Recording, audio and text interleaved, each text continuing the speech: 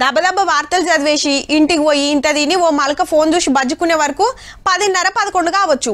ఇక తెల్లారంగా లేచి వాట్సాప్ తెరిస్తే ఫ్యూజులు అవుట్ అయినాయి. అబ్బా, ఒక్కరు కాదు, ఇద్దరు కాదు, ఆరుగురు లీడర్లు పార్టీలు మారిండ్రు. మరి రాత్రి ముఖ్యమంత్రి సారు ఢిల్లీలోనే ఉండే. ఎప్పుడొచ్చే వీళ్ళెప్పుడు కలిసిరి, ఏ రాత్రి కండువాలు కప్పుకునిరి అనుకున్నుల్లా.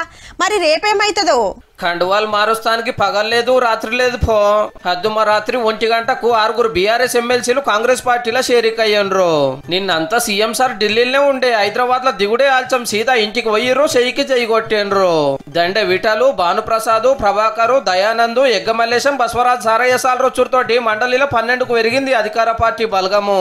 మొత్తం 40 మంది ఉంటారు. ఇంకో 5 వచ్చిరనుకో ఏ బిల్లు పెట్టినా అల్కగా పాస్ అవుతుంది. ఇక 6 ఎమ్మెల్యేలు జంప్ అయితానికి 6 నెలలు పడితే ఈ 6 ఎమ్మెల్సీలు రాత్రికి రాత్రే దుంకే వరకు కారులో ఖతర్నాక్ షాక్ వచ్చినట్టు అయ్యింది.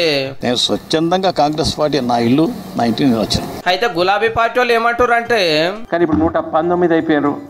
1/3 40 గంటలు తక్కువ ఉన్నాం కాబట్టి నీ సభ లేదనొచ్చు. రేపు పొద్దున ఎవరైనా కౌన్సిల్ ఎగిరిపోతుంది. హగనట ఇండియన్ ఎమ్మెల్యే పదవులను సెంట్రల్ రోల్ తీసేసినందుకు మన అసెంబ్లీలో 119 మందే ఉంటారు రూల్స్ ప్రకారము. అప్పుడు ఎమ్మెల్సీలు ఉండే మండలి రద్దయ్యే డేంజర్ ఉందని కొత్త బాంబు వేల్చిండు వినోద్ కుమార్ సారు.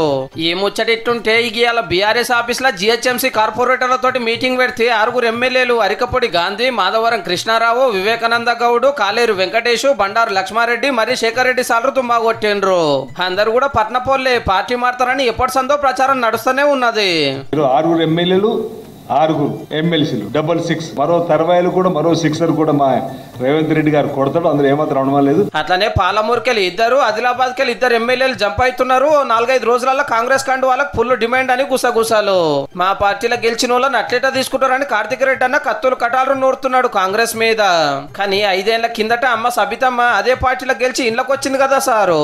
మేము ఆ రోజు కాంగ్రెస్ పార్టీ నుంచి మారింది ప్రత్యేక పరిస్థితుల వల్ల మారినాం గానీ రాజకీయ అవసరాల కోసం పదవుల కోసం మారలేదు. దానికి ప్రత్యేక పరిస్థితి ఏందో చెప్పి రాగానే మంత్రి పదవి ఎందుకు తీసుకున్నదో కూడా వివరిస్తే బాగుండన్న. గివుల్లా ఇయాల్టి జంపింగ్ జపాంగ్ ముచ్చట్లు తెల్లారటొరకల్లి ఎవరన్నా జంప్ అయితే మాకైతే తెలియదు, ముందే చెప్తున్నాము.